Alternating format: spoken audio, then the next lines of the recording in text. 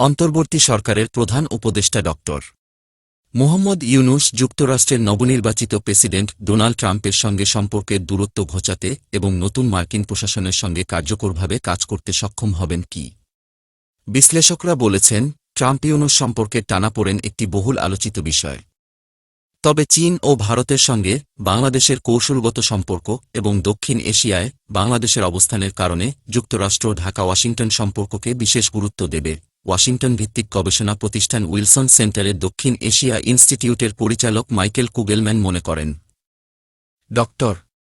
ইউনূস শিগগিরই ট্রাম্পের সঙ্গে পুরনো দ্বন্দ্ব মিটিয়ে ফেলবেন। তিনি বলেন, ট্রাম্প এমন এক সময়ে ক্ষমতায় এসেছেন যখন ড. ইউনূস বাংলাদেশের পুনর্গঠন ও স্থিতিশীলতার জন্য কাজ করছেন।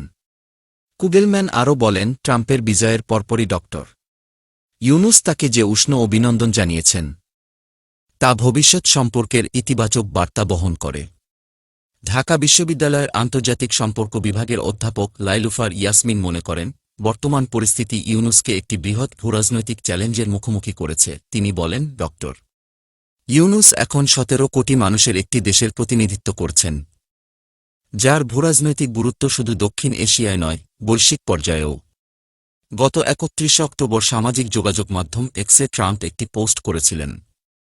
সেখানে বাংলাদেশি সংখ্যালঘুদের উপর নির্যাতনের নিন্দা করেছিলেন তিনি। ওই পোস্টের প্রসঙ্গ টেনে মাইকেল কুগেলম্যান বলেছেন, প্রেসিডেন্ট নির্বাচনের আগে ট্রাম্প বাংলাদেশকে নিয়ে যে পোস্ট দিয়েছিলেন সেটি তার নীতির প্রতিনিধিত্ব নয়, সেটি তার নির্বাচনী প্রচারণার অংশ ছিল। বিশেষজ্ঞরা মনে করেন, মার্কিন প্রশাসনের সঙ্গে বাংলাদেশের সম্পর্ক আরও গভীর করার এটাই উপযুক্ত সময়।